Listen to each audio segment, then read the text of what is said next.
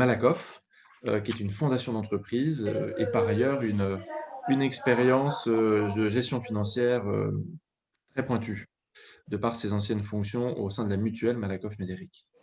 Alors, il y a encore quelques personnes dont le micro est connecté et en particulier une personne qui est connectée par téléphone avec un numéro en 01.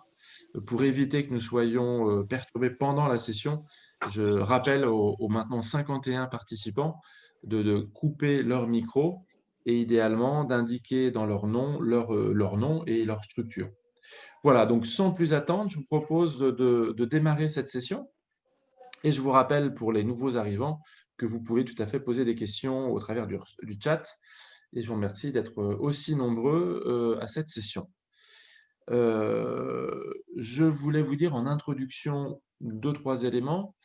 Tout d'abord que nous avons eu la chance de pouvoir bénéficier d'une étude qui a été réalisée par le cabinet Amadeus dans le cadre du partenariat que nous nouons avec ce cabinet. Et je vais vous projeter en fait quelques éléments de cette étude que vous avez à l'écran, un peu pour planter le décor, sur l'organisation et la gouvernance au sein des fonds et fondations d'après cette étude, à savoir notamment le nombre de personnes en charge de la gestion de patrimoine en interne des structures. Donc on voit ici que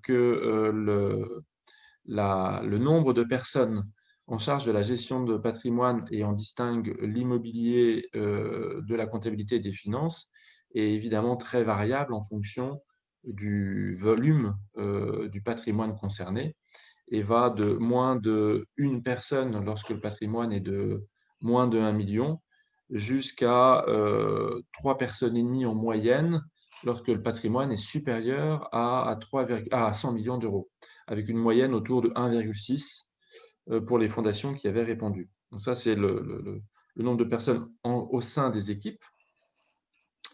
Il y a principalement une gestion qui est déléguée, sous forme notamment d'OPC ou de contrat de CAPI, qui est utilisée par les répondants, 75%, et avec 25% d'actifs gérés en direct, mais cela inclut également les placements bancaires. J'imagine que les livrets doivent représenter une certaine part de ce volume, mais également le titre vif. Le nombre de prestataires financiers avec lesquels vous travaillez. Là aussi, évidemment, c'est très variable en fonction de la taille du patrimoine concerné, avec une moyenne d'environ 5 prestataires en 2018 et aujourd'hui près de 6 prestataires en moyenne en 2020, avec là aussi une très forte disparité en fonction du volume, avec un prestataire pour moins d'1 million, ce qui me semble raisonnable, 2 prestataires de 1 à 10 millions, 4 prestataires de 10 à 100 millions et jusqu'à 20 prestataires pour 100 millions et plus, ce qui peut peut-être poser question. Enfin, à qui incombe la responsabilité des principales décisions en matière de gestion financière. Là aussi, avec une différence faite en fonction de la taille du volume d'actifs, on se rend compte que majoritairement, c'est le CA dans les structures qui ont moins de 100 millions d'euros d'actifs qui est décisionnaire, suivi du directeur général de la structure et du trésorier. Alors que lorsque vous avez plus de 100 millions d'euros d'actifs, le rôle du directeur est renforcé avec plus de 26%. Dans plus de 26% des cas, c'est lui qui décide de manière principale la gestion financière et avec un comité financier qui est ici renforcé, ce qui est ceci dit sans doute une bonne pratique, et un rôle du trésorier qui peut être surprenamment un peu moins important que dans les structures de volume inférieur. Enfin, avez-vous recours à un conseil extérieur en matière de gestion financière? On voit ici que, il y a a priori un recours à des conseils extérieurs principalement, là aussi évidemment pour les structures de plus de 100 millions d'euros, beaucoup moins, mais néanmoins 30 pour les structures ayant un patrimoine inférieur à 1 million d'euros. Et donc on voit ici en moyenne, que, de manière principale, c'est-à-dire plus de 57 les fondations n'ont pas recours, à des conseils extérieurs. Et là, j'imagine qu'il s'agit de conseils extérieurs rémunérés, peut-être à pondérer avec des conseils extérieurs bénévoles. Voilà, pour planter le décor, le résultat de cette étude qui est très récente, hein, qui a été, publiée en novembre dernier, et je reviendrai peut-être tout à l'heure sur un point important de cette étude. Alors, Isenberg, on entend votre, voilà, merci. Je reviendrai sur un point important qui est la volonté, importante des fonds et fondations de donner du sens à leur placement, en cohérence souvent avec leur mission statutaire, et ce qui, pour le sujet qui nous occupe aujourd'hui, peut nous poser des questions sur les critères d'arbitrage des placements, et c'est un sujet qu'on évoquera juste après. Voilà en termes de propos liminaires ce que je voulais vous indiquer. Sans plus attendre le temps coulant, je voudrais passer la parole à Laurent Busserenne, pour que Laurent, si tu l'acceptes, tu puisses nous planter un peu le cadre réglementaire, statutaire ou légal qui encadre les placements et également qui encadre les décisions et les arbitrages sur ces placements. La parole est à toi. Merci Jean-Marc. Je vous renouvelle à tous le plaisir que j'ai d'être avec vous ce matin et je vous renouvelle aussi tous mes vœux et je pense que même si on peut espérer mieux, on va se faire encore quelques visios dans les temps à venir. Très bien. Alors, s'agissant effectivement de l'état des lieux, des règles encadrant les placements, et si je m'en réfère au cœur de cible du CFF, on a trois typologies de structures qui sont visées par nos interventions de ce matin. Ce sont d'une part les fondations reconnues d'utilité publique, les fonds de dotation et enfin les fonds de dotation d'entreprise. On va voir que chacune de ces trois structures sont finalement soumises à des règles très distinctes. Il n'y a pas d'harmonisation des règles applicables, en tout cas, concernant l'encadrement de leur placement. Ainsi, si on prend l'exemple des fondations d'entreprise, eh bien, aucun texte n'encadre les règles relatives au placement des fondations d'entreprise. Elles disposent donc d'une grande liberté, tant dans le choix de leur placement que la diversification de ces derniers ou autres. Ces règles relèvent de la compétence du conseil d'administration de la fondation d'entreprise. Et si on devait chercher, je dirais, une contrainte, une limite à ça, dans les guerres trouvées que deux, c'est l'interdiction pour une fondation d'entreprise de disposer des droits de vote des actions de l'entreprise qui l'a créée. C'est ce qu'on appelle des actions d'autocontrôle, c'est pour éviter de créer une structure qui permette de contrôler l'entreprise à l'origine de la fondation. La seule règle que j'ai trouvée.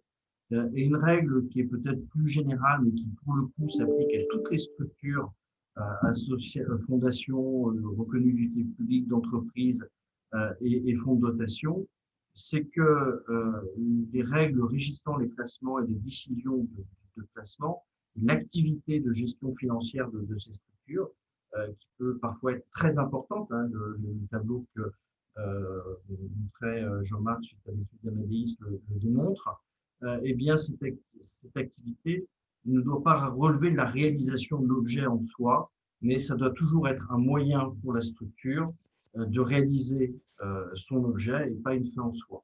J'attire votre attention sur ce point parce que souvent, pour les fonds de dotation, la question peut se poser lorsqu'il y a une inadéquation entre le patrimoine détenu par le fonds de dotation et placé par ce dernier et ses activités d'intérêt général. C'est que souvent, les préfectures, dans le cadre des rapports de gestion et d'activité, s'interrogent sur cette adéquation ou au contraire cette inadéquation.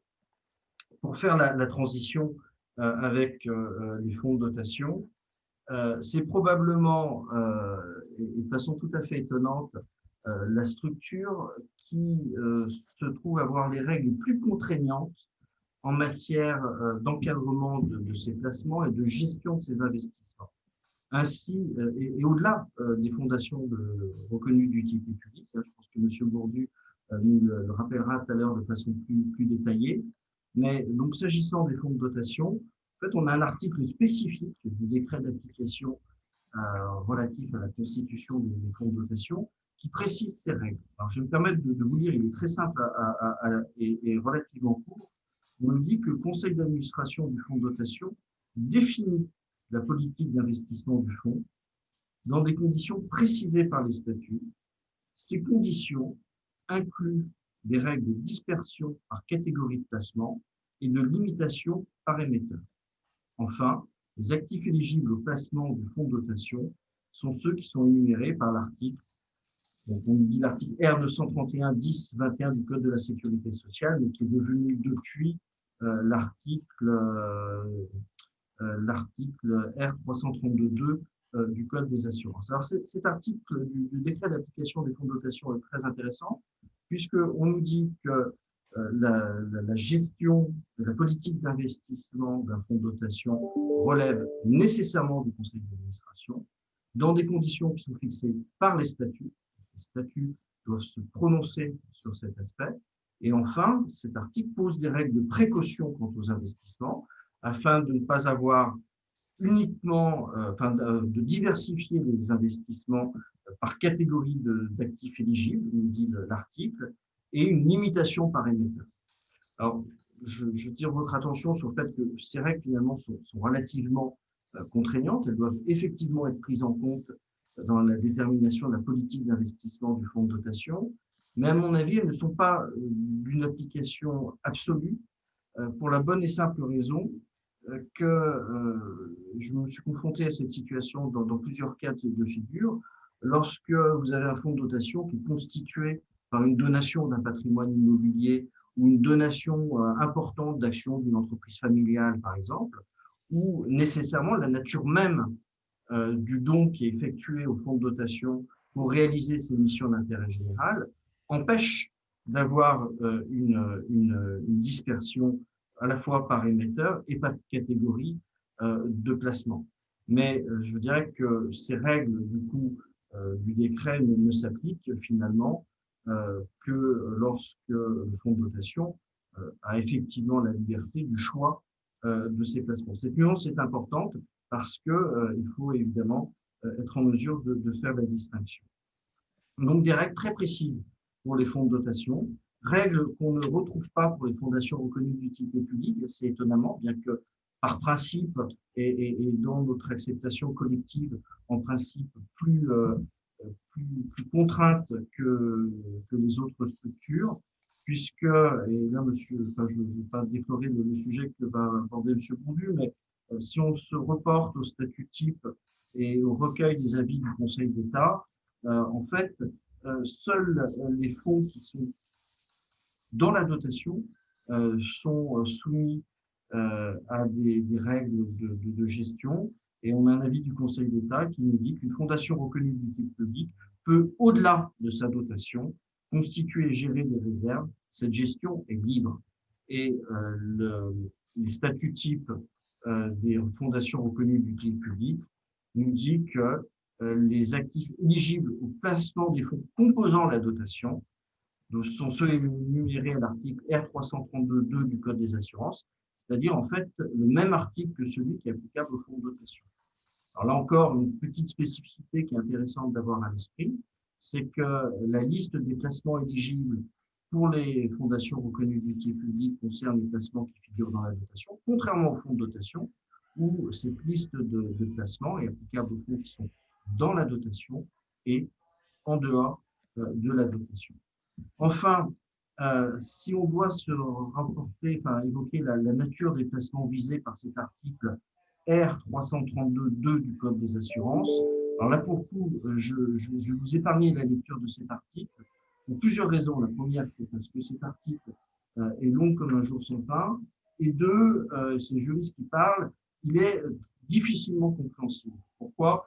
Parce qu'on a une liste de placements à l'après-vert qui n'en finit pas, avec un nombre de renvois incalculables à des articles du Code monétaire et financier, du Code général des impôts et autres. Ce que je vous invite à retenir, c'est que finalement cet article vise trois types de placements autorisés, c'est les valeurs mobilières et titres assimilés les actifs immobiliers, les prêts, dépôts et titres assimilés. Alors, on peut se poser la question après de savoir quels sont les placements qui sont exclus de cette liste. Et en fait, c'est très difficile d'en trouver. Pour l'anecdote, dans le cadre de notre réunion préparatoire à cette réunion, on a évoqué, je ne sais plus qui, je crois que l'avait évoqué, mais se poser la question de savoir si une fondation ou un fonds de dotation pouvait détenir des obligations émises par une autre fondation ou une autre association. Et un de nos interlocuteurs nous a dit, bah, a priori, non, en tout cas, c'est l'avis de nos banquiers, parce que, effectivement, l'article R332-2 du Code des assurances ne vise que les obligations émises par une société commerciale. Donc, on a le droit de penser que les obligations qui sont émises par une association ou une fondation sont exclues. Alors, je me suis penché un petit peu sur la question. Et en fait, quand vous regardez la définition des obligations et titres participatifs émis par une association ou une fondation, eh bien, le Code monétaire et financier vous dit que ce sont des titres négociables. Et si vous regardez la liste de l'article du Code des assurances, qui fixe les placements éligibles par une association, un fonds de dotation ou une fondation RU, eh bien, les titres négociables sont visés. Donc, moi, j'en déduis que les obligations, la détention d'obligations par une fondation ou un fonds de dotation d'une autre association ou fonds de dotation ne sont pas interdits par cet article. Alors, qu'est-ce qu'on va retenir? La première, c'est que finalement, il y a très peu de placements qui sont exclus de cette énumération. Ce qui est dommage, c'est d'avoir une énumération aussi complexe. Ce serait plus intéressant d'avoir, comme on parle en droit des assurances, de clause à l'américaine, où on ne dit pas ce qui est autorisé, mais qu'on dise plus simplement ce qui est exclu. Comme ça, au moins, on identifie beaucoup plus rapidement ce qu'on a le droit de faire et ce qu'on n'a pas le droit de faire. Enfin, on est aussi en droit aujourd'hui de se poser la question de savoir si cette énumération très vaste a un réel intérêt aujourd'hui, sauf peut-être pour des placements particulièrement risqués, ou pourquoi pas pour des placements qui seraient considérés comme étant incompatibles avec la réalisation de missions d'intérêt général de, des structures qui les portent, ce qui aujourd'hui n'est pas du tout prévu. Je pense que c'est peut-être un des points qu'on évoquera tout à l'heure dans la gouvernance, c'est les choix éthiques attachés à ces placements. Donc, pour conclure sur cette brève intervention, fondation d'entreprise, rien. Fondation reconnue d'utilité publique, quelques règles, mais plus portant sur la gestion des fonds relevant de la dotation qu'autre chose. Et pour les fonds de dotation, des règles beaucoup plus précises qui ont fait même l'objet de recommandations de la part du comité stratégique des fonds de dotation, mais peut-être qu'on reviendra dessus tout à l'heure, puisqu'il y a 4 recommandations du comité stratégique relatives à la durée des placements en fonction des besoins de financement, relative à la définition de la politique d'investissement, relative à la mission du comité consultatif des fonds de dotation sur les investissements et sur le contrôle des investissements par le conseil d'administration. Je ne détaille pas ces points, on reviendra peut-être dessus tout à l'heure, mais attention, il s'agit de recommandations. Donc, 2 choses. Un, elles ont le mérite d'exister, c'est très intéressant. Et leur deuxième mérite, c'est d'être des recommandations et de ne pas être des obligations. Je trouve que dans un monde où on doit défendre ses libertés, eh bien, le fait qu'il s'agisse de recommandations, c'est plutôt positif. Voilà, je vous remercie. Merci Laurent, merci beaucoup pour ce tour d'horizon. Alors, ce que je retiens néanmoins, c'est que le sujet de l'encadrement des placements n'est pas toujours aussi simple et accessible que cela, à moins de se pencher, comme tu l'as fait d'ailleurs, sur certains points du texte. Mais je suis frappé du fait qu'il faille que toi, en tant qu'avocat, tu fasses une étude approfondie pour vérifier s'il est possible, par interprétation, qu'un titre associatif soit souscrit par une fondation, par exemple, ce qui pour moi témoigne néanmoins peut-être d'un réel besoin, comme tu le précises, de simplification et de clarification, parce que peut-être certains d'entre vous ont l'expérience professionnelle ou technique vous permettant de rentrer dans le détail de ces textes. Mais il ne faut pas oublier que beaucoup de fondations, de fonds de dotation ne sont pas forcément pourvus de professionnels du sujet. Et pour eux, qui sont contraints aux mêmes règles, en particulier pour les fonds de dotation, ça peut vraiment poser une question d'accessibilité de cette réglementation, de ces recommandations, en tout cas. Mais c'est tout l'objet justement de discussion. Et par ailleurs, c'est aussi une thématique qui est ouverte au sein du CFF de plaidoyer pour pousser ces interrogations auprès du législateur et peut-être réfléchir, si les pouvoirs publics en sont d'accord, sur les manières d'améliorer peut-être ou de clarifier en tout cas ce dispositif. Ça me donne du coup une transition pour notre intervenant suivant qui est donc Rémi Bourdu. Donc vous représentez, enfin vous êtes le chef du bureau des associations et des fondations et à ce titre particulièrement investi dans un certain nombre de gouvernances de fondations reconnues d'utilité publique. J'avais peut-être du coup deux questions à vous poser. La première était avoir votre avis sur cette réglementation qui existe aujourd'hui et peut-être plus particulièrement encore pour les FRUP. Et puis ensuite, peut-être aussi avoir votre retour d'expérience sur comment vous exercez votre droit de regard, votre rôle au sein des conseils d'administration de FRUP sur ces questions de placement. Oui, merci au CFF de cette invitation. Vous l'avez dit, en tant que représentant du ministère de l'Intérieur, nous nous penchons surtout sur les fondations reconnues d'utilité publique, les associations reconnues d'utilité publique, et nous n'avons de contact avec les fonds de dotation et les fondations d'entreprise qu'indirect via l'assistance que nous pouvons apporter aux préfectures, qui sont leurs interlocuteurs directs. Ma première réaction quand vous m'avez proposé de participer à ce cercle a été de penser que je n'y avais pas totalement ma place pour toutes les raisons qui viennent d'être exposées. C'est-à-dire que la législation et la réglementation sur la question des placements est extrêmement libérale, hein, que ce soit pour les fondations reconnues d'utilité publique, les fonds de dotation ou les fondations d'entreprise. Deuxième raison, c'est que les représentants du ministère de l'Intérieur, qui siègent donc pour ceux qui ne savent pas, au sein des conseils d'administration des fondations reconnues d'utilité publique en tant que commissaire du gouvernement ou représentant du ministère de l'Intérieur, n'ont par définition pas de compétences financières, de compétences techniques financières. Et pourtant, le rôle, et je vais répondre à votre question, le rôle des représentants des pouvoirs publics au sein du conseil d'administration des fondations reconnues d'utilité publique en tout cas, est justement de faire en sorte que la gestion financière ne soit pas hasardeuse. C'est une de ses missions.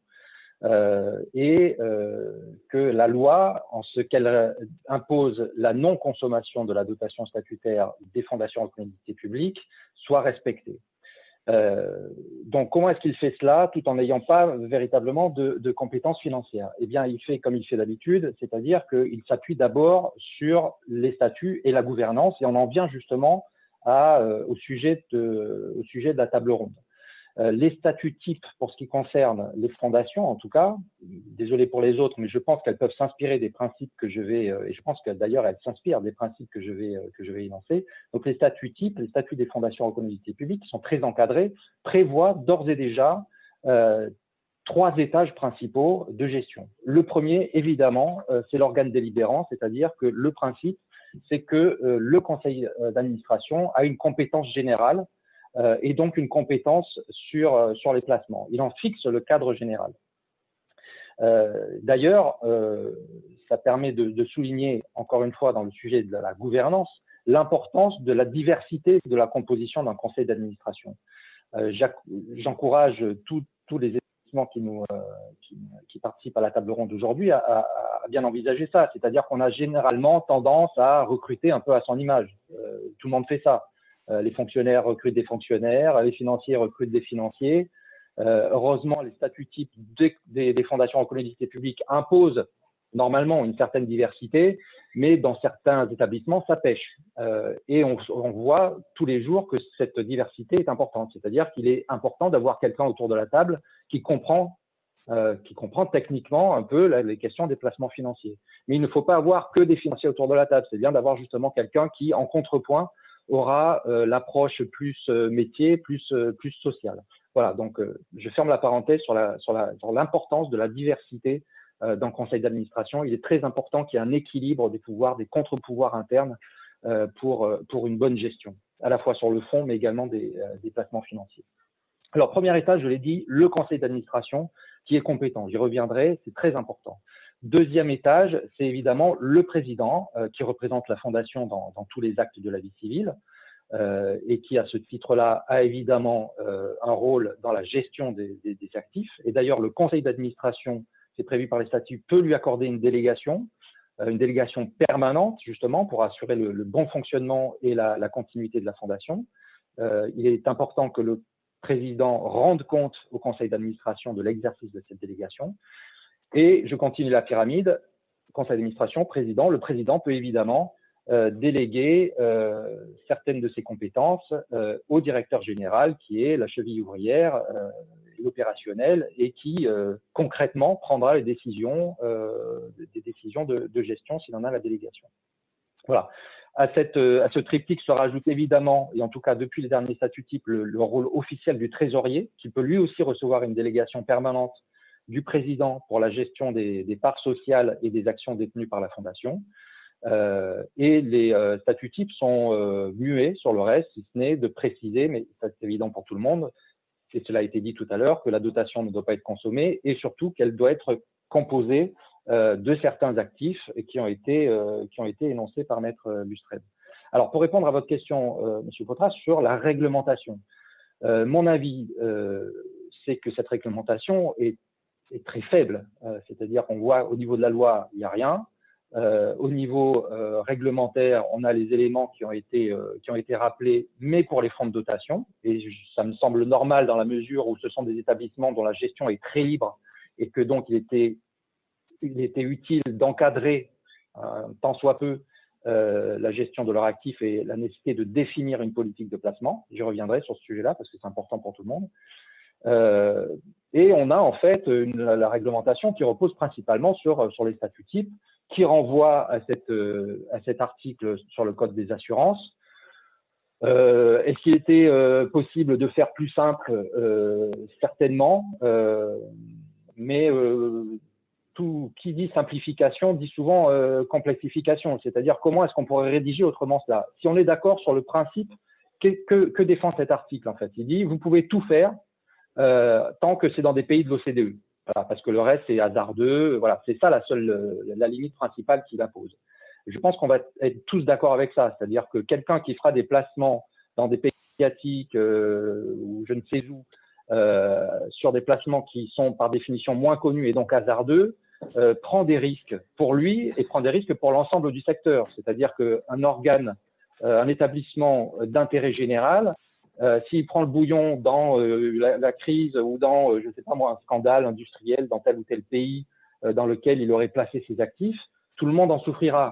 Voilà, donc je pense que le seul encadrement possible, c'était celui qui est fait par cet article-là. Et effectivement, la complexité des placements financiers, leur diversité fait qu'il était difficile de l'écrire en quelques lignes. Voilà, donc désolé en tout cas, je ne suis pas expert en la matière, mais il me semble qu'on peut difficilement faire plus simple, faire une liste positive telle que ça a été suggéré, en tout cas une liste négative, pardon. Oui, voilà, mais après, les placements évoluant extrêmement rapidement, il faudrait l'actualiser très régulièrement, ce qui est aussi une source de complexité. Bon, voilà, je ferme la parenthèse en espérant ayant répondu à votre question. Donc, sur la gouvernance, on a vu que les choses sont extrêmement cadrées, enfin, pas extrêmement, sont plutôt cadrées, et c'est une bonne chose pour décider des placements financiers. Maintenant, à quoi sert aussi un commissaire du gouvernement ou un représentant du ministère de l'Intérieur ou d'un autre ministère? Il ne va pas dire à la fondation, vous devez placer votre argent de telle ou telle manière. Encore une fois, il n'en a pas les compétences, ni techniques, ni légales, puisque les établissements, je le rappelle, et j'en ai bien conscience, je sais que vous en avez encore plus conscience que moi, les fondations d'entreprise, les fondations reconnues d'utilité publique ou les fonds de dotation sont des établissements privés. Alors, les FRUP sont reconnus d'utilité publique avec certaines obligations, mais vous êtes des établissements privés, donc il n'est pas question pour les pouvoirs publics de s'immiscer dans la gestion concrète.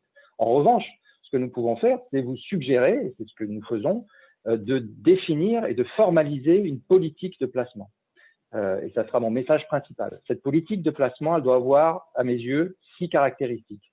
La première, c'est qu'elle doit être réfléchie, c'est-à-dire que le conseil d'administration doit définir des objectifs à court terme, à moyen terme et à long terme, avec des poches différentes, en fonction des besoins de financement. Quels sont mes besoins de financement à court terme pour tel et tel projet, à long terme pour tel et tel projet? Est-ce que j'ai le projet d'acquérir un bien immobilier? Bon, voilà. Donc, définition des objectifs, c'est une question stratégique, donc qui relève de la décision de l'organe délibérant du conseil d'administration.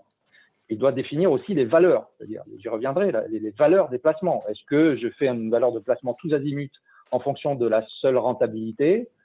Quel est mon degré d'acceptation du risque? Voilà, c'est ça une politique réfléchie. Deuxièmement, c'est une politique structurée. Deuxième caractéristique, et j'en ai parlé, c'est la question de la gouvernance. Donc, il est de bonne pratique de mettre en place un comité des placements, vous l'appelez comme vous voulez, hein, comité financier, comité des placements, qui a un rôle de conseil spécialisé auprès du conseil d'administration. Ce n'est pas lui qui prend les décisions, mais c'est lui qui apporte son expertise et qui apporte ses avis et ses conseils en matière de placement des actifs financiers et immobiliers dans lequel le portefeuille est investi. Donc, conseil d'allocation tactique, allocation stratégique, voilà. Donc, il faut avoir des sachants. Troisième caractéristique, à mon avis, d'une bonne politique de placement, c'est qu'elle est diversifiée. Et on en vient là à la question centrale, qui est la question de la prudence. Nous appelons au sein des conseils d'administration à une gestion en bon père de famille, c'est-à-dire qu'il ne nous semble pas opportun pour des établissements d'intérêt général d'avoir une politique risquée. Alors, c'est difficile en ce moment parce que les placements ne rapportent pas autant que ce qu'ils ont rapporté, et d'ailleurs, ça questionne le modèle même des fondations qui sont des regroupements de biens et qui, le modèle traditionnel, officiel, c'est qu'on apporte une somme d'argent, cet argent produit des petits et on vit sur ces produits-là. On voit qu'aujourd'hui, c'est plus compliqué que ça. Donc, j'ai bien conscience de cette difficulté-là, mais ça reste le modèle. Donc, il faut avoir une gestion prudente, c'est-à-dire diversifiée, pas mettre tous ses œufs dans le même panier, évidemment. J'appelle d'ailleurs l'attention des participants à cette table ronde à un document de l'AMF qui est très bien fait et qui d'ailleurs guide l'attitude des représentants du gouvernement au sein des conseils d'administration des fondations reconnues d'utilité publique. C'est un document de 2006, je crois, c'est gérer ses placements. Je transmettrai au CFF qui pourra vous le faire passer si vous ne l'avez pas. C'est comment gérer ses actifs financiers quand on est une association ou un établissement d'intérêt général. Donc, politique diversifiée et politique professionnalisée. Donc, je l'ai dit, s'attacher à la compétence soit de bénévoles qui ont cette compétence-là au sein du conseil d'administration ou au sein d'un comité financier. Si le montant des actifs le nécessite, d'avoir évidemment le soutien de professionnels. Cinquième caractéristique, cette politique de placement doit être transparente. Il est essentiel qu'il y ait effectivement des discussions entre experts, mais que tout cela fasse l'objet de validation, de reporting, je n'aime pas ce mot, mais il est communément employé, de validation par le conseil d'administration des grandes orientations de cette politique de placement. Transparente aussi dans la prévention des conflits d'intérêts, on en parlera peut-être plus tard. Et dernier point, dernière caractéristique, et j'arrêterai là, de cette politique de placement, c'est qu'il est opportun, en tout cas à nos yeux, qu'elle soit cohérente avec l'objet de la fondation. C'est-à-dire qu'une fondation ou un fonds de dotation qui est actif dans le champ du développement durable, à mes yeux, il me semble justifié que, par exemple, elle ne détienne pas d'actions de groupes pétroliers. Voilà. C'est pas une obligation, évidemment, mais ça me semble cohérent au regard de sa philosophie propre. Et là encore, c'est à chaque fondation, à chaque fonds de dotation, à chaque fondation d'entreprise de déterminer ce qu'est sa philosophie. Les pouvoirs publics n'ont rien à dire là-dedans. mais il est bien de se poser la question et on vous encourage à le faire. Et bien sûr, en termes d'investissement socialement responsable, il y a beaucoup de produits actuellement, enfin il y a toute une gamme, il y en a certains qui ne sont pas du tout socialement responsables d'ailleurs, mais il y a à boire et à manger dans ce secteur comme dans bien d'autres. Mais en tout cas, on a tout un panel de solutions qui s'offrent aux fondations et aux fonds de dotation. Voilà. Tout cela doit être formalisé, au risque d'être un peu lourd, par exemple par une charte des placements adoptée par le conseil d'administration.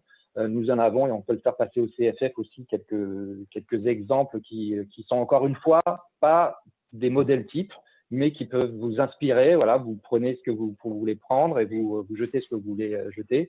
Mais en tout cas, voilà, si j'ai un message, définition et formalisation d'une politique de placement qui a la caractéristique que je viens d'exposer, et tout ça formalisé par un document assez léger.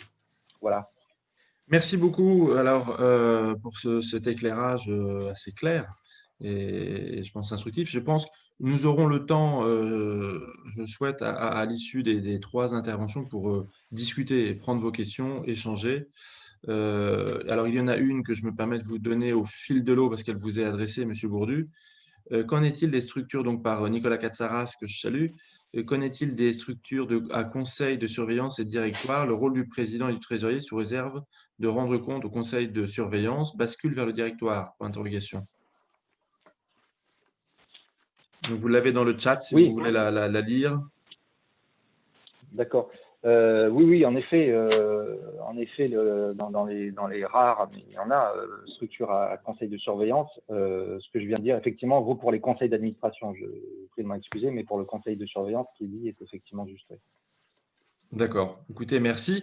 Peut-être pour donner maintenant la parole à Hugues du jeu, donc compte tenu de tes expériences dans différents statuts de fondation, et y compris sur ces sujets financiers, Hugues, nous aurions bien voulu avoir ton témoignage pratique, concret de comment, au sein de ces 2 fondations, vous avez organisé les placements, en sachant que pour la fondation d'entreprise, il me semble que le sujet a été vite organisé, et que pour la FRUP, par contre, pour laquelle le sujet des placements est un sujet crucial, vous avez mis en place une organisation bien différente. Donc Hugues, si tu peux nous en dire quelques mots. Alors là, il est 10h11. Nous avions prévu 1 heure, mais entre 1 heure et 1 heure et demie, notamment pour pouvoir échanger avec vous, si vous le souhaitez. À l'issue de ces 3 premières interventions, on échangera avec vous, en sachant qu'il y a 1 ou 2 questions que je voulais poser notamment aussi. Mais voilà, on aura ce temps d'échange après l'intervention de Hugues. Donc Hugues, la parole est à toi sur la description opérationnelle de comment vous avez fait, vous faites dans ces 2 fondations en matière de gouvernance de placement. Merci Jean-Marc. Bon, bonjour d'abord à tous. Encore tous mes voeux à tous et pour vous-même et pour vos fondations. J'espère que l'année 2021 va être moins compliquée que 2020. Alors, effectivement, moi, j'apporte ici un regard sur 2 expériences. Alors, c'est que 2 expériences, hein, donc ça ne se veut pas général, ce n'est pas forcément des règles appliquées de manière systématique, mais dans 2 contextes très différents. Le premier contexte, c'est une fondation d'entreprise qui était dotée de 2 millions d'euros tous les ans, avec un axe de développement qui était autour du handicap. Donc là, on est clairement sur une problématique d'une fondation qui n'a pas vraiment de moyens en termes de personnes, puisqu'il y avait 1,5 personne en tant que salarié, le directeur général et puis une secrétaire, et s'appuyait beaucoup sur toutes les équipes de l'entreprise qui étaient derrière. Et en particulier en termes de gestion financière, c'est les moyens de l'entreprise qui étaient utilisés complètement pour gérer les fonds. Et en fait, la problématique de cette fondation d'entreprise, c'était surtout de trouver des bons projets à financer, de les suivre, de les évaluer, de voir si les résultats étaient obtenus, etc., beaucoup plus que la gestion financière, sachant qu'en fait, elle recevait des fonds au fur et à mesure qu'elle investissait dans des projets. Donc, dans ce cadre-là, l'expérience, le retour sur la gestion financière est quand même très limité puisque tout était fait par la direction financière et la direction des investissements du groupe. L'autre cas me semble plus intéressant pour ce qui nous concerne aujourd'hui, puisque là, on est dans un contexte d'une fondation d'utilité publique qui a été fondée en 1999 et qui a été dotée au départ de 76 millions d'euros. Dans les statuts, il était prévu, et donc c'est important parce que c'était effectivement assez large, que les investissements suivent, alors à l'époque, c'était le Code de la sécurité sociale, c'était le 931-10-21, ce qui aujourd'hui devrait être le code des assurances compte tenu de l'alignement des codes. Mais c'est exactement le même principe. En fait, on se fait référence à un secteur qui est quand même très attentif à la gestion des fonds, puisque l'idée, c'est que les fonds des sociétés d'assurance qui couvrent les provisions mathématiques, c'est-à-dire les engagements qui sont pris vis-à-vis des assurés, soient bien gérés pour être sûr que l'assureur puisse payer le jour où il aura besoin de verser des prestations.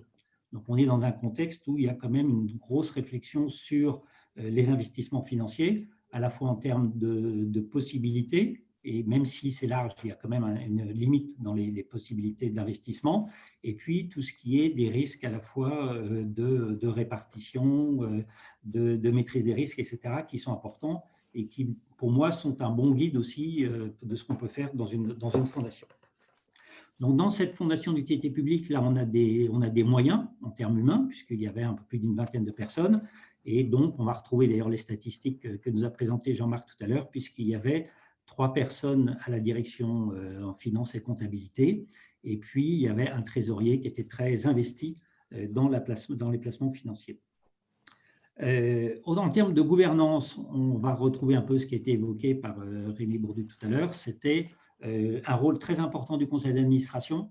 Il y avait peu de délégations et pas du tout de délégation au directeur général. Donc là, on n'est pas tout à fait à ce qu'on avait vu tout à l'heure pour les fondations qui sont dotées de plus de 100 millions d'euros. C'était vraiment le conseil d'administration qui garde la plupart des décisions avec un peu de délégation, président et trésorier, mais pas au niveau du directeur général.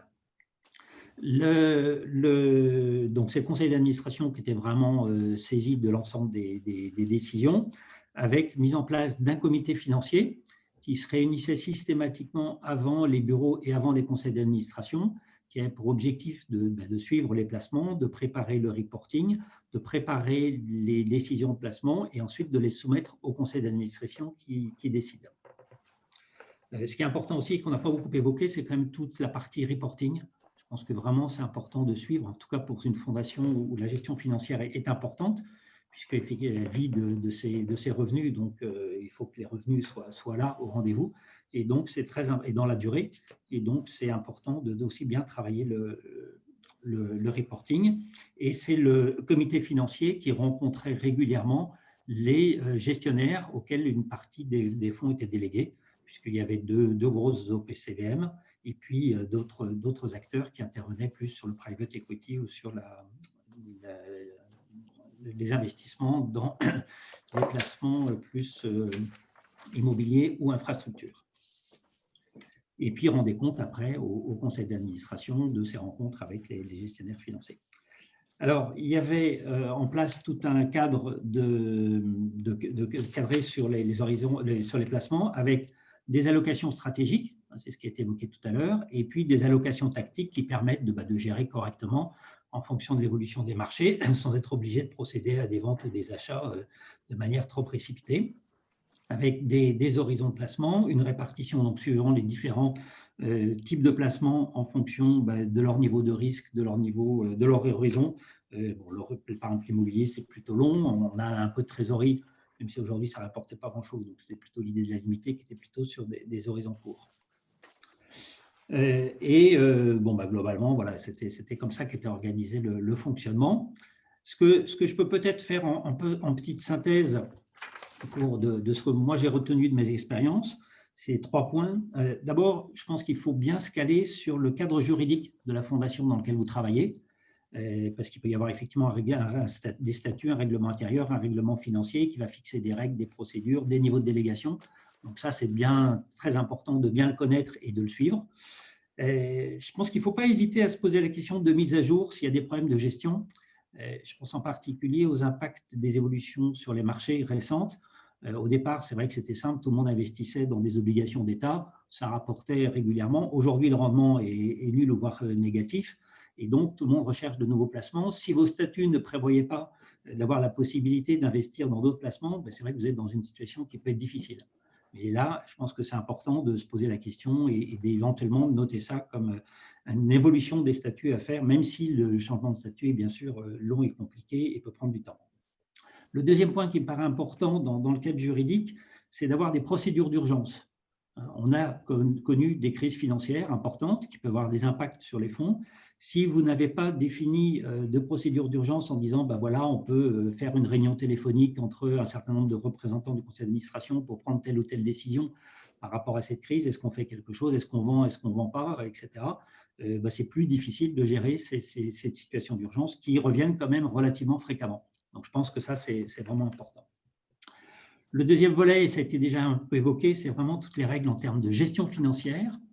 Et donc là, il faut bien définir vos orientations financières, vos horizons de placement, bien définir toute la comitologie, bien définir les règles de prise de décision, et puis l'appel à des experts, je crois que c'est indispensable.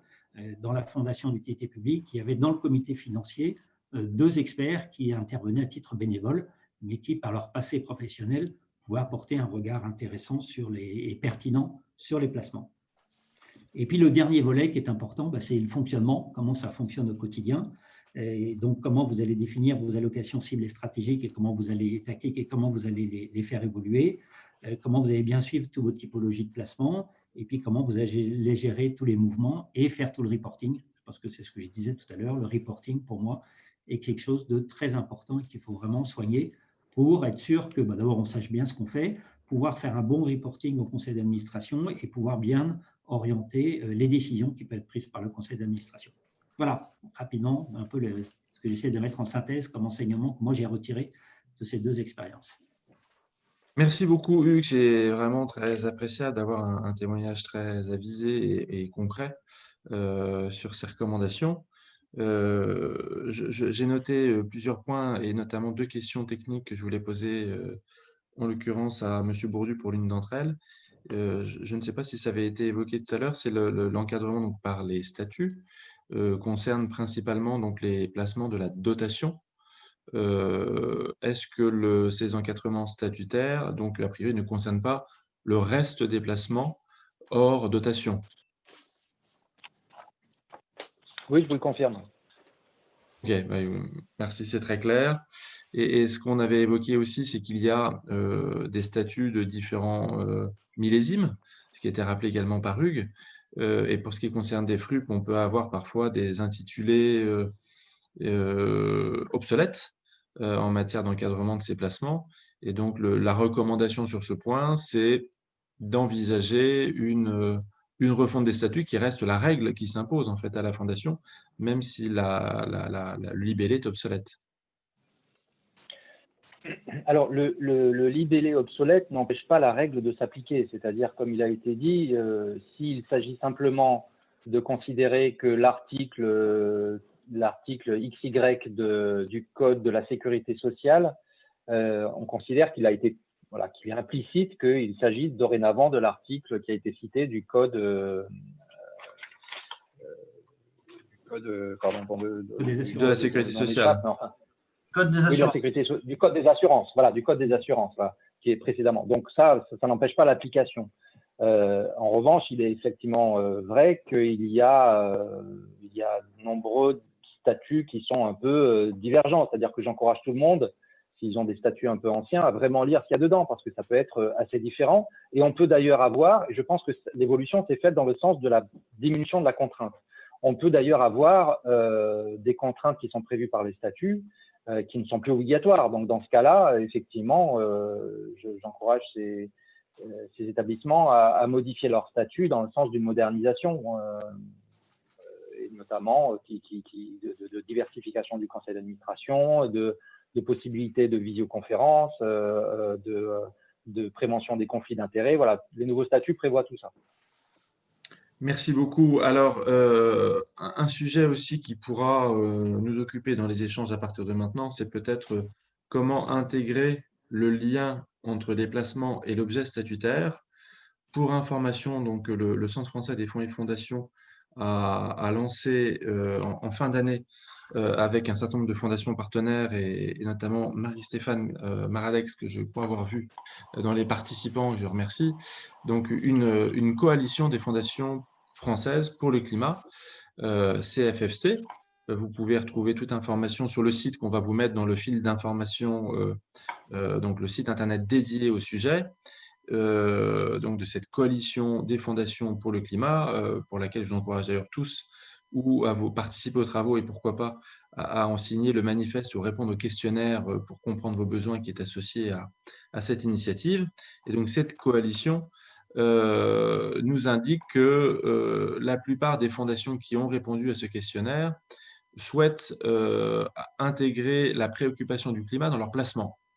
Quand l'on sait évidemment le poids des placements pour notre secteur, des fonds et fondations, donc une étude de la Fondation de France indique près de 30 milliards d'euros d'actifs au sens large, mais sans doute plusieurs dizaines de milliards d'euros de placements. On se doute que d'intégrer la notion de climat dans les placements peut apporter des financements majeurs pour le sujet, tout comme peut-être par ailleurs sur vos autres objets statutaires, quels qu'ils soient, sur le social, sur la culture, sur d'autres aspects environnementaux. Beaucoup de fondations s'interrogent à intégrer ces préoccupations de lien entre les statuts et les placements. La question pourrait être ici, comment pouvez-vous intégrer cette préoccupation dans l'encadrement de vos placements, dans le reporting permettant les arbitrages, parce que ce sujet a été beaucoup travaillé dans le cadre de ce qui s'appelle l'ISR, l'investissement socialement responsable, avec des agences de rating social et environnemental dédiées, la plus connue étant Vigeo, qui ajoute aux critères financiers des critères d'analyse d'impact social ou environnemental. La question, c'est comment avez-vous ou pas traduit cette analyse et même avoir eu aussi l'information de cet impact sur vos placements pour qu'au-delà des critères peut-être strictement financiers, vous puissiez également adjoindre des critères RSE. Donc voilà, ça c'est une question ouverte peut-être pour tout le monde. Alors je ne sais pas si certains d'entre vous, le temps passant, veulent témoigner, prendre la parole sur ce qui vient d'être dit. Donc la parole est à vous. Vous pouvez peut-être tout simplement ouvrir le micro et poser votre question. Si tu me permets, Jean-Marc, de rebondir sur ton introduction à la coalition et le lien avec les placements, vraiment, je vous remercie de cette structuration en 6 points là, pour nous guider un peu. Moi, je suis peut-être que tout à fait en accord avec vous et j'ai été vraiment, voilà, je salue la mise en cohérence comme un des points de cadrage de la gestion financière, puisque c'est vrai qu'à la Fondation Carasso, ça a été ce qui nous a vraiment guidés, hein, de dire comment on peut mettre nos placements également au service finalement des causes que l'on défend, avec, bon, c'est vrai qu'on accepte sur une petite partie une part de risque plus grande pour venir également en soutien, on va dire au champ de l'ESS, en tous les cas à ce champ qui peut porter nos causes et en même temps avoir une logique économique qui permet des investissements. Et j'aimerais bien effectivement avoir aussi une garantie sur la question des titres associatifs ou fondatifs, parce que c'est important aussi pour le secteur associatif que nous puissions apporter un signe d'encouragement positif en disant, bah oui, on prend part aussi à votre structuration en prenant ce type d'actifs, même si on sait que ce n'est pas avec ça qu'on va forcément faire fortune. Pour revenir à cette question de mise en cohérence, je pense que, en tout cas, moi, j'appelle ce cercle gestion financière à s'emparer du sujet de cette mise en cohérence, et particulièrement la question du climat. Et je ne vais pas être très long, mais je voudrais dire, moi, mon sujet d'inquiétude par rapport à cela, c'est le manque au-delà des produits eux-mêmes, le manque, je veux dire, d'expertise et de compétences du secteur globalement de la finance sur les enjeux de cette transition écologique et climatique. Alors, je ne jette surtout pas la pierre parce qu'au sein même, je dirais, du secteur, on va dire, de l'environnement, et je sais que nous avons beaucoup d'ONG hein, dans ce secteur-là, la vision que nous avons de la transition écologique n'est pas forcément très claire. Je vais prendre juste un exemple. Vous connaissez les polémiques qu'il peut y avoir sur les énergies renouvelables, sur le cycle de vie global des produits au-delà de l'émission court terme de gaz à effet de serre. Et donc, moi, je n'arrête pas de dire aux ONG, éclairez-nous, parce que c'est vrai que les gestionnaires d'actifs nous font des propositions, mais je ne suis pas sûre qu'eux-mêmes sachent précisément la manière des enjeux climatiques qu'il peut y avoir derrière et toutes ces polémiques, etc. Donc, nous, on veut bien être volontaires pour investir vert, mais il faut aussi qu'il y ait un dialogue qui s'établisse entre le monde de la finance et je dirais le monde de l'environnement pour que nous puissions faire des investissements qui soient réellement impactants pour la transition climatique et écologique. Voilà. Donc, je jette juste ce petit pavé dans la mare pour qu'éventuellement, au sein du groupe gestion de patrimoine et de la coalition climat, on puisse s'en saisir pour peut-être ouvrir ce dialogue, aller plus loin que ce qui existe aujourd'hui, et puis faire des recommandations pour guider un peu le monde des fondations qui voudraient se mettre en cohérence avec ces nouveaux enjeux. Voilà. Merci beaucoup. Merci Marie-Stéphane pour ce témoignage. Il y a, je crois, un GT, un groupe de travail des ONG environnementales sur ces questions aussi financières. J'ai été auditionnée par eux, donc je me suis permise de leur faire cet appel. Oui, tout à fait. C'est vrai qu'il y a eu un échange qui est noué d'ailleurs avec le CFF. Et il est probable qu'on leur propose d'intervenir. Donc, vous pourrez être, je l'espère, conviés assez, en tout cas dans l'année, à, je l'espère, un échange avec cette vingtaine d'ONG environnementales qui s'interrogent sur le lien entre finance, fondation et environnement. Merci beaucoup, Marie-Stéphane. Je ne sais pas si d'autres personnes veulent répondre, notamment peut-être dans les personnes présentes qui représentent des établissements financiers ou des sociétés de placement ou des banques. Parce que je pense que ce sujet également la bonne compréhension par les banques et par les acteurs financiers eux-mêmes des spécificités des fondations, c'est un sujet qui me semble important.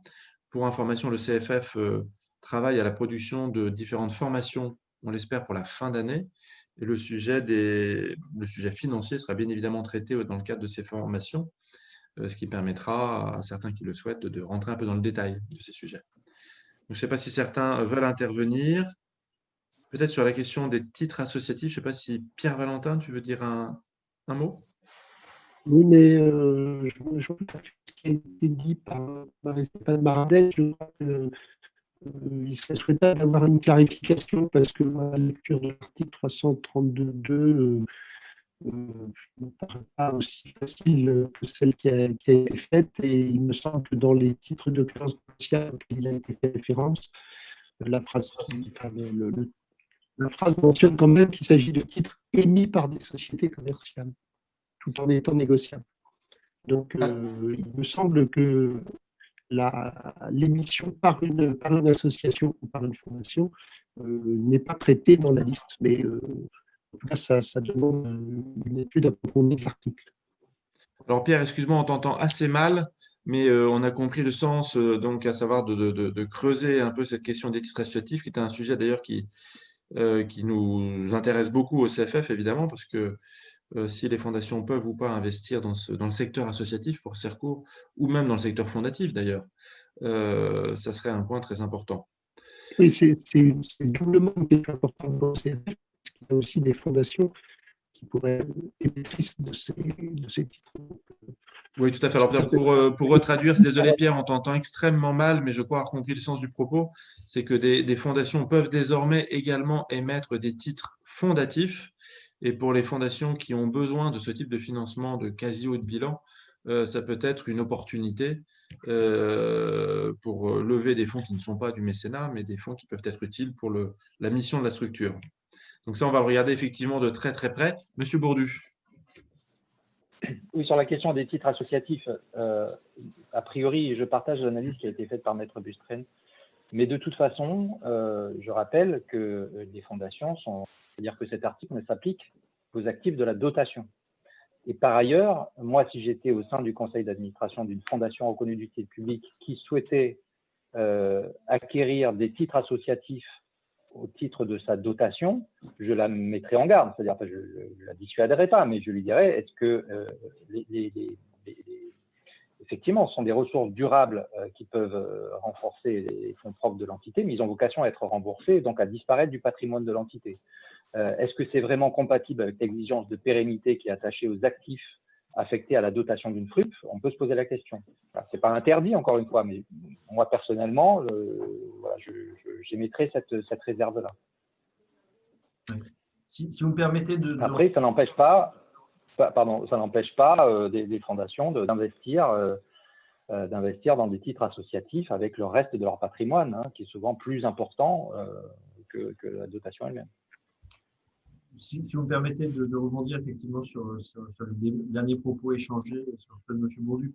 M. Bourdu a parfaitement raison. En toute hypothèse, la question ne se pose pas pour les titres qui sont placés en dehors de la dotation pour les fondations reconnues d'utilité publique.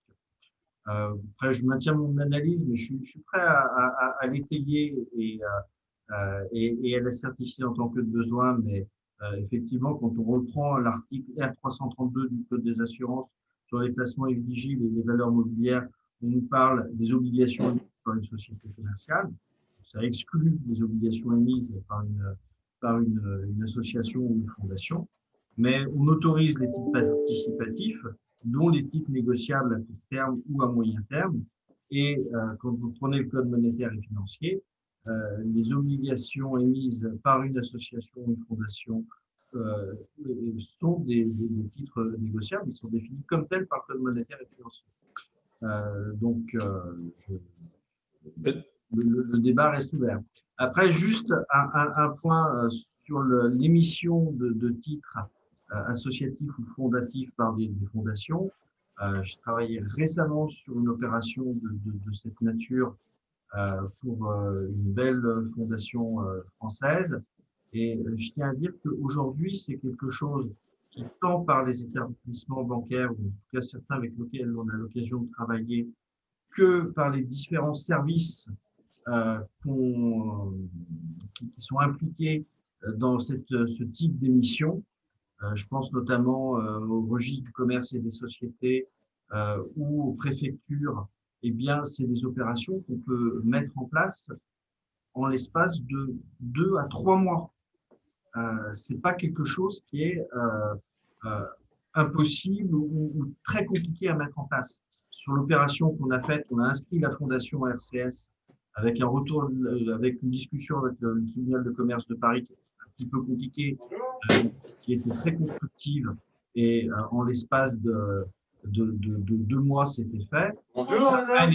Vous êtes Excusez-moi, Marie. Marie, je crois qu'on entend votre micro est ouvert. Alors, on a dû se croiser. Aïe, aïe, aïe. Oui, merci, Marie. Et après, les statuts types des fondations reconnues d'utilité publique prévoient parfois l'obligation de demander à la préfecture l'autorisation d'émettre un emprunt, ce qui est le cas d'une émission de titres obligataires. Et là encore, la préfecture de police de Paris nous a répondu dans des délais remarquables. Donc, c'est des opérations aujourd'hui qui ne sont pas forcément d'une grande complexité à mettre en œuvre et qui peuvent avoir beaucoup de sens. Et quand elles sont bien construites avec les établissements bancaires, peuvent offrir des garanties à ceux qui les souscrivent, hein, parce que les contrats d'émission sont quand même très, très, très bien faits. Voilà. Merci, Laurent. Alors, donc, le sujet va être poursuivi sur cette question-là, parce que je pense que ça serait vraiment très utile de clarifier une position commune, partagée. Il y a eu un témoignage de Anne Delamotte qui indique qu'il y a une forme de placement assez unique pour le secteur de l'enseignement supérieur et de la recherche, prendre des parts au capital de start-up issues des travaux de la recherche de l'université. La Fondation de l'Université de Lille a pris ce risque entre guillemets, à 4 reprises dans le domaine scientifique divers. Et le soutien de la Fondation permet de faire l'effet levier, d'accélérer les levées de fonds. Il y a donc cette question-là, pour le coup, d'une prise de risque qui doit être bien plus importante que celle préconisée, j'imagine, pour en tout cas les placements de la dotation. Néanmoins, cette question de l'investissement direct, en fait, avec une certaine prise de risque, peut aussi poser question, et je sais, pose question à beaucoup d'acteurs du secteur.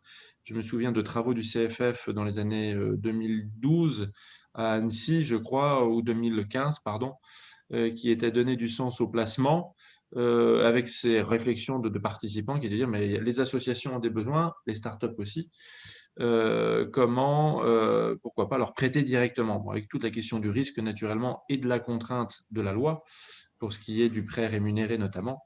Mais voilà, je crois que la question se pose pour un certain nombre d'entre vous. Si vous me permettez,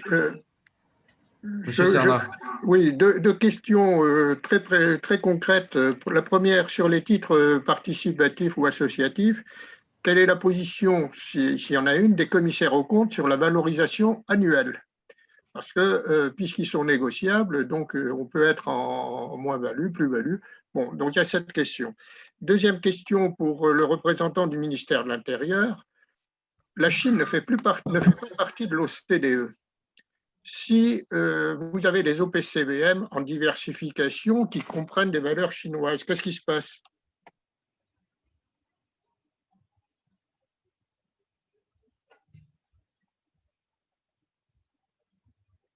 D'accord. Je ne sais pas, on peut regarder. J'ai jamais été confronté à ça. Encore une fois, on n'est pas dans notre domaine d'expertise. Voilà, faut voir si ça correspond. Encore une fois, il faut que ça soit dans la dotation. Hein. C'est-à-dire que les placements sont libres, donc ce sont des placements dans la dotation. Il faut voir, on peut regarder si vous avez un cas spécifique. Mais moi, je suis bien incapable de vous donner la réponse là. Je peux essayer de vous donner un début de réponse, si vous le voulez, à vos deux questions. Les emprunts obligataires, ils ont une valeur nominale normalement qui est garantie par le contrat d'émission, avec un rendement garanti aussi. Donc, c'est des placements qui sont censés être tout à fait sûrs jusqu'au jour où ils se débouclent, c'est-à-dire jusqu'au jour où il faut les rembourser. Et puis, sur la deuxième question, alors ça renvoie à l'analyse du code des assurances qu'on a précitées, et ça dépend de la nature du placement, parce que effectivement, si on regarde sur les valeurs mobilières qui sont autorisées, si l'investissement porte sur des valeurs mobilières, la seule mention qui est faite, c'est des valeurs mobilières et titres assimilés négociés sur un marché reconnu. Alors, je ne sais pas ce que c'est qu'un marché reconnu, mais j'imagine que la Chine doit être quand même un marché reconnu d'une façon ou d'une autre.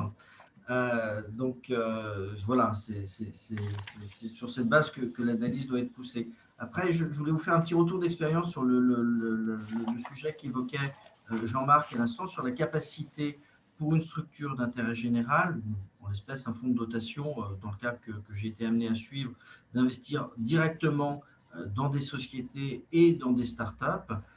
J'ai eu un cas de figure où la question se posait de façon suffisamment significative pour qu'on prenne le soin d'interroger l'administration fiscale là-dessus, en leur demandant s'ils voyaient une objection à ce qu'on réalise ce type d'investissement de façon assez active. Et la réponse qui nous a été formulée par l'administration fiscale était la suivante, c'était de dire non, c'est effectivement un placement possible et autorisé. En revanche, ça ne doit pas devenir une activité à part entière de gestion patrimoniale. Et ça participe de ce que je disais tout à l'heure dans mon propos introductif, c'est que la gestion du patrimoine d'une fondation et a fortiori d'un fonds de dotation qui est moins encadré, je dirais, institutionnellement, suppose de toujours se poser la question de savoir que les placements qui sont réalisés doivent l'être pour la réalisation de la mission d'intérêt général de la structure et ne pas être constitutifs d'une activité en soi. Et c'est le sens de la réponse qui nous avait été faite par l'administration fiscale, tout à fait à raison, me semble-t-il. Tout à fait. Ben, écoutez, merci. Alors, je ne sais pas, est-ce qu'il y a d'autres questions? Le temps passant, le temps prévu est désormais écoulé, mais on peut prendre encore quelques minutes avec les 40 participants. Je tiens d'ailleurs à souligner que nous avions environ 60 inscrits et que nous étions environ 60, ce qui est assez rare pour être souligné. Vous êtes très assidus. Je vous en remercie pour cet échange. Je me permets de rebondir 2 secondes. Monsieur Bouvier. Sur l'allusion qui a été faite à la question des placements des supports d'origine chinoise. Ce n'est pas le représentant de la Fondation qui parle, c'est l'ancien banquier. Je pense que c'est une question qui va être de plus en plus prévalente, dans la mesure où la disponibilité, on va dire l'importance des actifs financiers de la Chine a énormément cru ces dernières années et va encore croître avec l'effet d'aubaine du Covid. Donc, je pense que la question du placement de supports d'origine chinoise va indiscutablement se poser et qu'elle demande à la fois énormément d'expertise, donc elle ne peut pas être ignorée, et en même temps, elle demande une expertise très spécifique. Je pense qu'il faut faire extrêmement attention et les critères d'analyse de risque qu'on applique aux pays de l'OCDE ne sont pas forcément les mêmes dans un régime différent. Donc, je pense que c'est une question qui vraiment, là encore une fois, ce n'est pas la Fondation qui parle, c'est l'homme et l'ancien banquier. Je pense que c'est une question qui demande énormément d'anticipation et d'attention. Merci de ce témoignage. Avez-vous d'autres remarques ou d'autres interventions? Peut-être pour compléter, Jean-Marc, pour moi, il y a quand même 3, puisqu'on a dit tout à l'heure, il fallait à la fois avoir des investissements diversifiés, mais aussi avoir une politique prudente. Pour moi, dans tout ce qu'on évoque, il y a quand même 3 risques qu'il faut bien mesurer. Le risque de change, au-delà même de la volatilité des marchés en Chine, qui me paraît important. et qui est parfois difficile d'expliquer en conseil d'administration que tout à coup, il y a eu des soubresauts dans la valeur des actifs liés à des cours de change. Donc ça, c'est quand même un premier risque qu'il faut bien maîtriser et qui n'est pas évident. C'est pour ça qu'avec la zone euro, on a quand même un peu plus de marge de manœuvre et un peu plus de sécurité. Les deux autres risques qui s'appliquent peut-être plus aux réflexions sur les investissements dans le monde associatif, pour moi, c'est le risque de liquidité et le risque de défaut. Le risque de liquidité, c'est vraiment être sûr que si on a besoin de vendre, on puisse vendre et qu'il y ait un acheteur, ce qui n'est pas toujours évident. Et puis le risque de défaut, c'est d'être sûr d'être remboursé à la fin, ce qui n'est pas forcément évident dans des structures associatives dont la santé financière peut quand même assez fluctuer dans le cours du temps. Donc je pense qu'il faut vraiment avoir en tête cette approche prudente. On doit gérer sur le long terme et donc il faut vraiment avoir ça en tête en se disant c'est bien de soutenir, c'est bien de rechercher des rendements forts, mais on est là pour durer et il faut avoir cette vision de long terme dans la gestion financière et ça me paraît assez fondamental. Absolument. Merci pour ces précisions. Peut-être le temps étant désormais arrivé à son terme, je voulais tout d'abord remercier bien sûr nos trois intervenants, ainsi que les membres du comité de pilotage de ce cercle et Anne Fleury, qui en est l'organisatrice. Donc merci à toutes et à tous pour votre présence. Je vous annonce en avant-première que vous allez recevoir de manière très opérationnelle un mail vous encourageant à renouveler votre cotisation au CFF. Et cette année, je tenais à vous le préciser ici parce que nous avons une évolution importante pour nous et pour vous, qui est que cette adhésion se fera 100% en ligne. Donc, nous allons vous mettre dans la barre de discussion le site vous permettant de renouveler cette adhésion, en sachant qu'on l'a grandement facilité en permettant à ce que vos informations soient pré-remplies, que vous puissiez vous y connecter simplement par un clic avec l'adresse mail principale représentant votre fondation et que tout se fasse exclusivement en ligne et en quelques minutes à peine. Donc voilà, je vous envoie en avant-première cette adresse que vous recevrez dans les prochains jours. Vous renouvelez aussi toute l'attention à porter sur cette coalition française des fondations pour le climat et on l'espère peut-être vous y retrouver comme signataire et participant aux travaux tout au long de l'année pour vous aider concrètement à intégrer le climat au sein de vos actions. Et je remercie bien évidemment également nos partenaires, la Banque Postale, le Crédit Coopératif et Amadeus pour leur soutien utile et indispensable pour mener nos travaux. N'hésitez pas également à nous adresser vos questions. Si il y a des sujets que vous souhaitez voir traités dans ce cercle gestion financière, n'hésitez pas à nous envoyer vos mails. Et n'hésitez pas également, parce que tout le monde n'est pas aujourd'hui adhérent ou participant plutôt qu'adhérent à ce cercle. La participation au cercle du CFF est libre. Il vous suffit juste de nous envoyer un petit mail et vous recevrez les informations pour les prochaines réunions de ce cercle. Voilà pour ma part. Je ne sais pas si les trois intervenants veulent dire un petit mot de conclusion. Non, merci pour l'échange. Merci de nous avoir invités à participer. Merci. C'était un plaisir. Merci encore à vous trois. Merci à vous tout le monde. Je vous souhaite du coup une bonne fin de journée et puis surtout une année de santé et de renouveau. À très vite. Au revoir. Merci. Au revoir.